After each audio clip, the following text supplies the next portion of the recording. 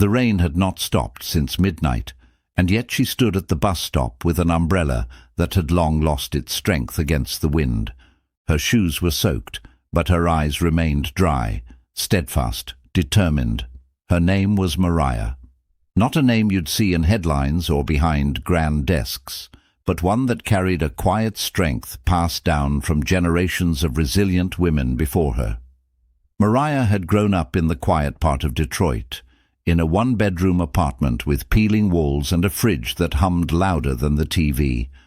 Her mother, a retired nurse battling diabetes, had taught her the value of gentleness. "Treat people like they matter," she'd say, "even when they don't see you, even when they don't care." That voice lived in Mariah's head like scripture. Her father had passed away when she was only 10, and from that day, Mariah had become more than just a daughter. She was the second adult in the house. She worked through high school, waiting tables at a local diner while helping her younger siblings with their homework each night. When others went to prom, she picked up extra shifts. When others relaxed during summer break, she attended community college classes and cleaned offices on weekends. Her dream was simple but deep: to make enough money to give her family a safe home and ensure her siblings never had to struggle the way she did. Eventually, she graduated with a degree in business administration, but the real world wasn't what the textbooks had promised. For nearly a year she applied for jobs, dozens, then hundreds. Each rejection chipped away at her self-worth. Still, she never stopped being kind, never lost her patience. Now she had one more shot, an interview at a prestigious corporation in the city, the kind of company people dreamt of joining. She had done her homework, memorized the CEO's backstory, studied the company's mission, and rehearsed her responses to every possible interview question. She knew this was more than just a job. It was a lifeline. Rent was overdue. Her mother's medication costs were rising.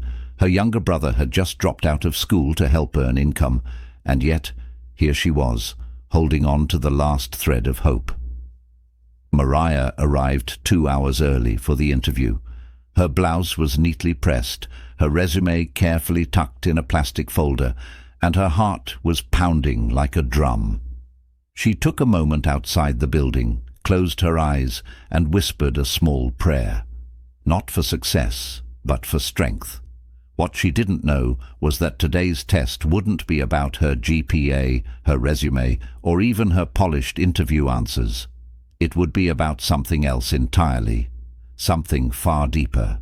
The city skyline looked almost regal as morning light danced across the steel and glass towers.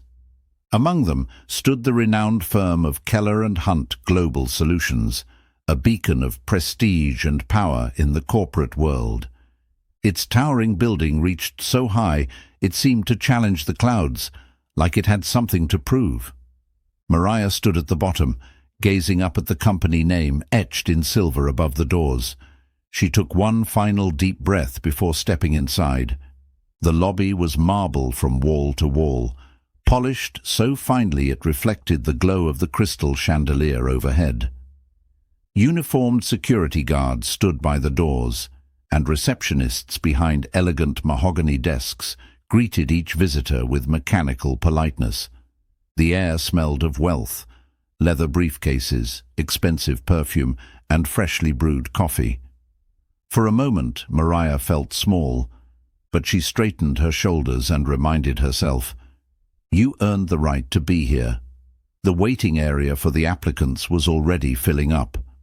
A group of sharply dressed candidates were gathered near the coffee machine, laughing and trading corporate jargon like business cards.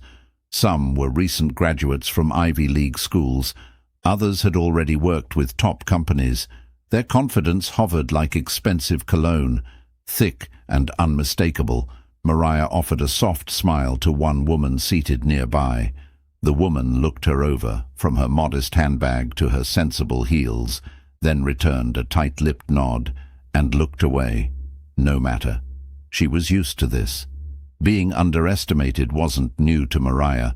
It was practically a ritual. As she settled into a seat and reviewed her notes, A woman in blue overalls entered quietly through a side hallway. She moved slowly, wheeling a yellow mop bucket behind her, a rag slung over her shoulder. Her hair was tucked into a cap, her back slightly stooped, her hands calloused from years of labor. No one paid her any attention. She began mopping near the hallway that led to the executive offices. Her strokes were careful, deliberate.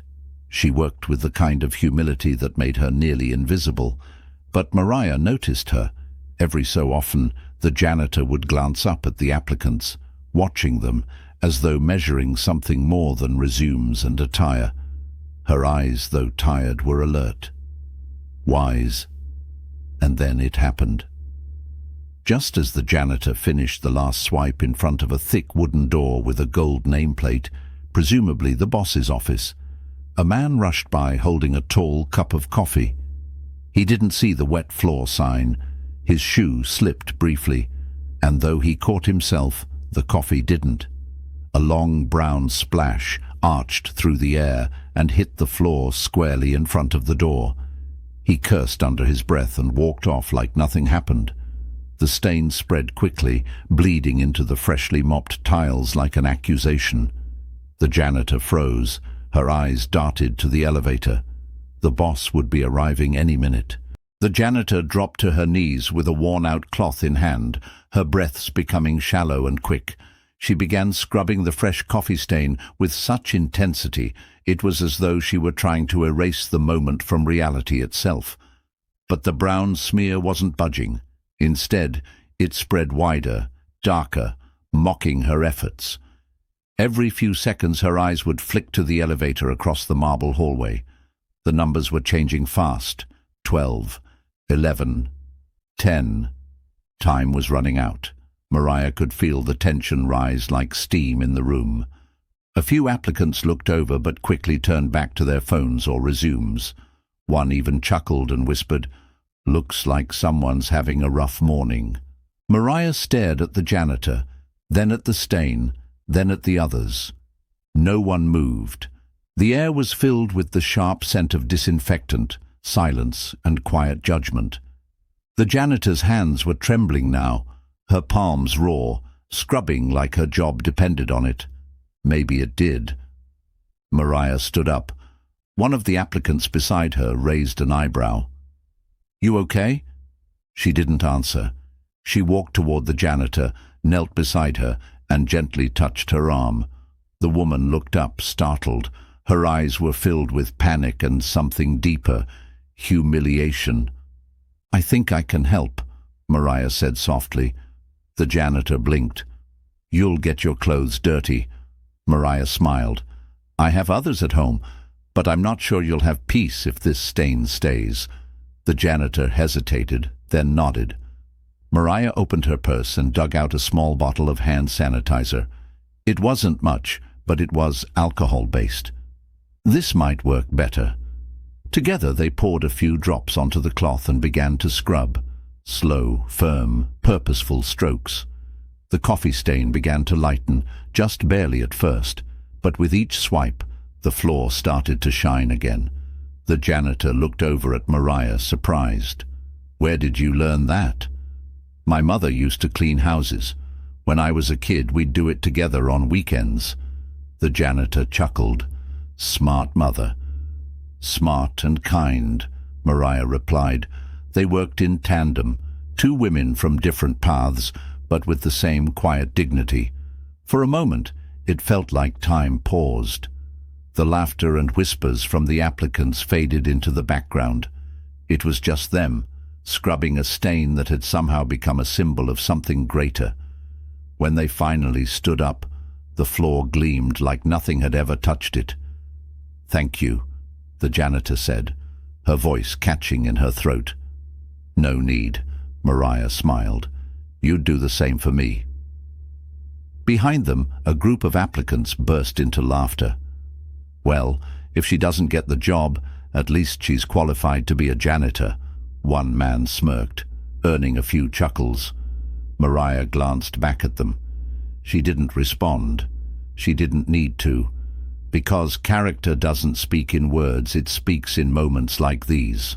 Once the floor was clean again, Maria quietly returned to her seat. Her knees ached from kneeling, and a faint damp patch had formed on the hem of her slacks, but she didn't mind.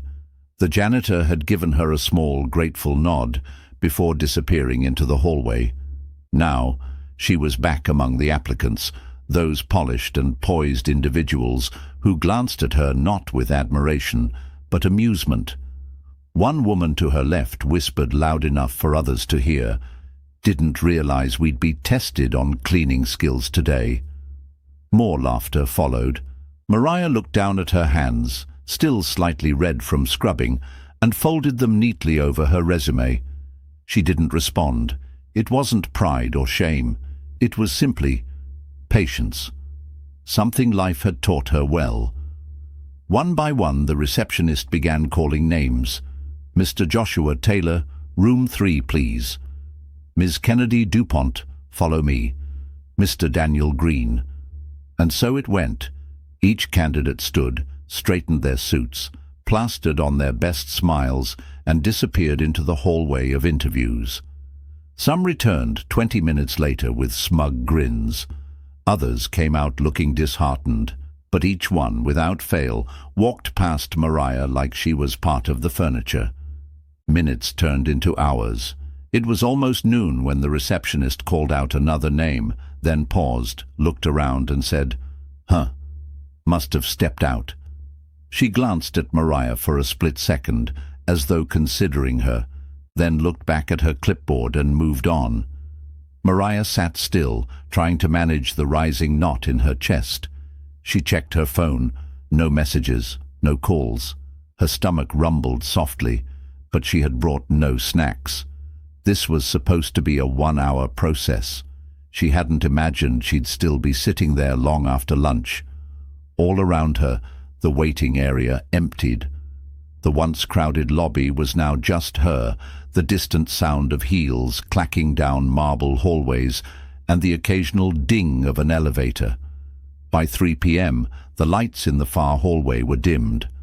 The receptionist stood and left, saying nothing. Maria waited another full hour before standing up to stretch her legs. She walked to the window, staring down at the city below. People were coming and going, living, hurrying, smiling. But here, on the 14th floor of Keller and Hunt, she was invisible. At 5:15 p.m., the janitor returned. She paused when she saw Maria still there, then walked over with a mixture of surprise and concern. "You're still waiting?" Maria nodded quietly. "No one called you in?" "No." The janitor frowned, then sat down beside her. "Honey, it's almost evening. Everyone's gone home." "I know," Maria replied softly. "You should head home too. Come back another day, maybe." Maria looked down at her hands. I don't want to leave without giving this every chance I can." The janitor was silent for a long moment, then smiled. "You're strong, stronger than most." Maria offered a quiet smile in return, though her heart was sinking. Every part of her wanted to cry, to yell, to ask why no one saw her. But instead she whispered, "Thank you." Just then, a woman in a sharp grey suit stepped out from one of the side doors. She looked around, surprised to see someone still sitting. "Oh, are you still here?" she asked flatly. Maria stood quickly. "Yes, ma'am. I was told I had an interview today."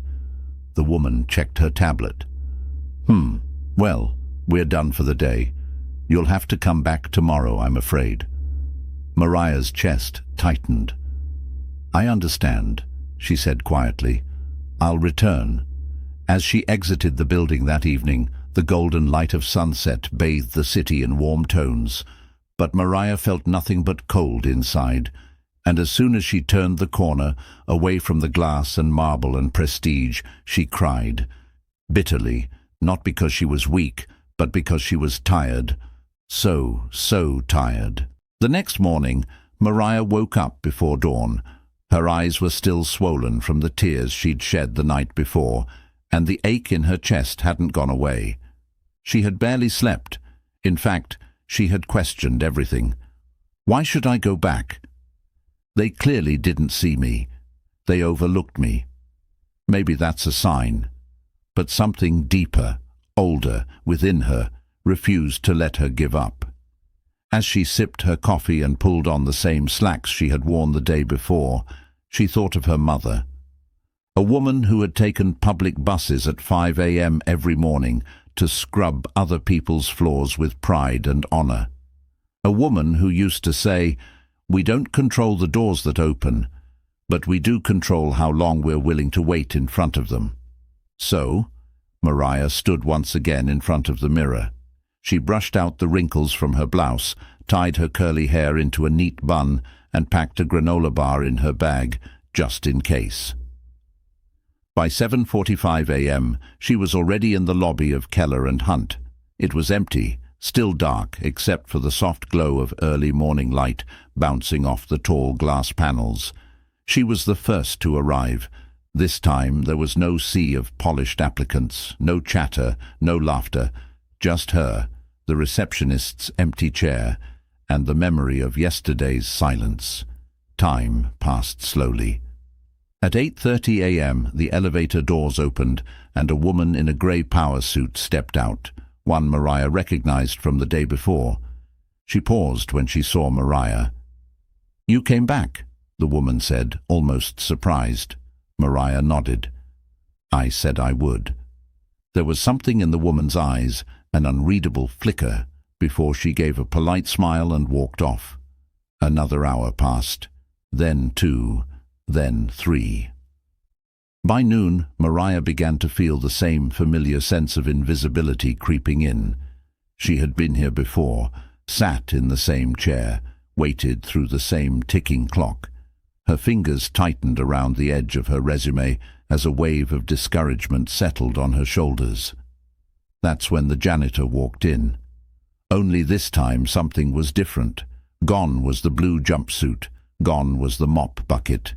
She was wearing a tailored black dress, simple pearl earrings, and her curly hair was swept into a soft bun. Her posture was confident, her stride purposeful. Mariah blinked. The woman walked straight toward her and extended her hand. "I'm Vanessa Keller, founder and CEO of Keller and Hunt." Mariah's breath caught in her throat. You're the janitor," she whispered in disbelief. Vanessa smiled. "Yesterday, yes. Today, CEO. I switch roles from time to time. It helps me see what the resume can't." Mariah was speechless. I watched every interaction. I listened to every comment. I saw who helped, who mocked, who waited, who walked away. Vanessa continued. Mariah's throat tightened. Vanessa reached into her purse and handed Mariah a sleek, cream-colored envelope. "You're hired." But there was no interview. "There was," Vanessa said with a knowing smile. "It just didn't happen in a room." Mariah stared at the letter in her hands. It was real. Her name was there. A start date. A position. "You showed kindness when no one was watching," Vanessa said, "and patience when most would have walked away. We don't just want the brightest minds here. We want the best hearts." Tears welled up in Mariah's eyes, but this time they were not of bitterness, but of quiet, full-circle joy. And as they walked together down the hallway, past the chairs, past the elevators, past the gleaming floor she once scrubbed, Mariah understood something deeply. Character isn't just what you show in an interview. It's what you do when you think no one will ever know. The elevator doors closed behind them with a soft chime. Mariah stood silently beside Vanessa Keller, still dazed, still holding the cream-colored envelope like it might disappear if she blinked too long. The elevator glided upward, past floors filled with the hum of corporate activity, until it reached the top, the executive level. As the doors opened, they stepped into a quiet, carpeted corridor.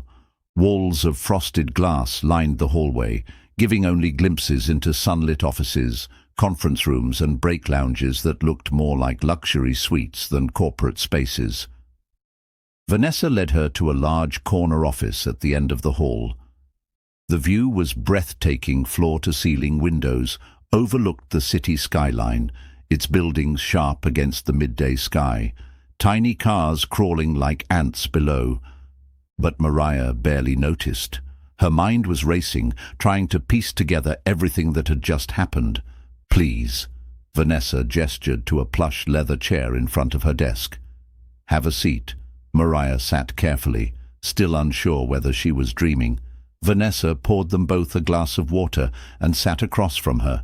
Her expression was calm, focused, kind but commanding. This wasn't the janitor who handed her sanitizer. This was the woman who built one of the most respected consulting firms in the state from the ground up. "You're probably wondering why I did it," Vanessa said gently. Mariah nodded slowly. I don't understand. You posed as a janitor." "I did. But why? Why not just conduct interviews like everyone else?" Vanessa leaned back in her chair and folded her hands. "Because resumes lie. Impressions can be manufactured. Anyone can rehearse the right words for a 30-minute meeting. But character, that reveals itself when people think they're not being evaluated." She paused. "I've watched dozens of applicants walk into this building each week. Some came with glowing recommendations, Ivy League degrees, flawless attire. But I've seen them step over spills without flinching, ignore elderly guests who needed help, belittle front desk staff when they thought no one important was watching." She looked Mariah directly in the eye. "But then there are people like you." Mariah swallowed hard. "You didn't just notice a stain. You noticed a person. You didn't just help, you helped with humility. And then you waited. Hours. Without anyone acknowledging you. That told me everything I needed to know about your emotional strength, your values, your integrity." Mariah blinked rapidly, her hands trembling slightly around the envelope. Vanessa's voice softened. "You see, Mariah, I built this company after being overlooked myself. I know what it's like to sit in a lobby and be invisible. I know what it's like to be underestimated because of your clothes, your name, your skin, or your silence." She paused again, letting that truth settle in the air. "This company isn't just about solving business problems. We solve people problems. That means we need people with not just skill, but soul." Mariah nodded, still overwhelmed, tears quietly rolling down her cheeks. Vanessa reached across the desk and offered her a box of tissues. "Sorry," Mariah whispered, wiping her face. "Don't apologize. It means you care," Vanessa said with a smile. "Caring people change the culture of a company. They set the tone for every hallway conversation, every client interaction, every late-night project." Mariah's voice was barely audible. "I thought I had failed. I thought I wasn't seen." Vanessa leaned forward slightly. "You were seen, Mariah, by the right person, and more importantly, you were known." For the first time in a long time, Mariah let herself feel pride, not the boastful kind, but the quiet, sacred kind that rises from knowing you did the right thing, even when it cost you something. And as she left the office later that afternoon, employee badge in hand, name already listed in the system, she felt something else.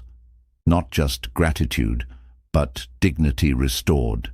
Long after Mariah walked out of that office building, her story lingered, not just in Vanessa Keller's company, but in the hearts of those who heard it. It became something greater than an anecdote. It became a quiet parable about modern life and the silent tests that shape our destinies. You see, in a world obsessed with outward appearances, sharp resumes, power suits, glowing LinkedIn profiles, we often forget the invisible currency of life: character. Mariah didn't know she was being watched. She didn't know that a simple stain on a floor would become a test. She didn't know that helping someone who appeared to be beneath her in the eyes of others would open a door far greater than any interview ever could.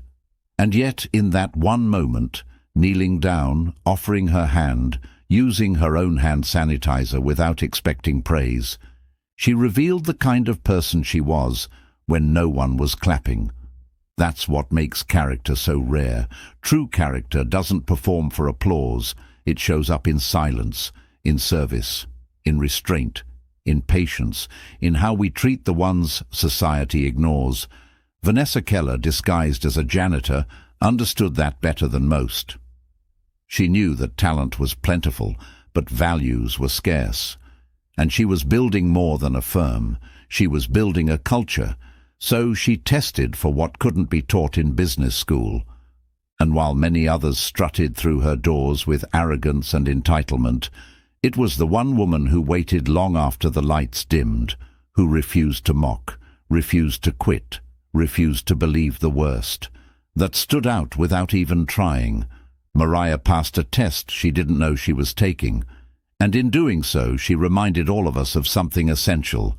Your greatest breakthrough may not come when you're performing your best, but when you're being your truest.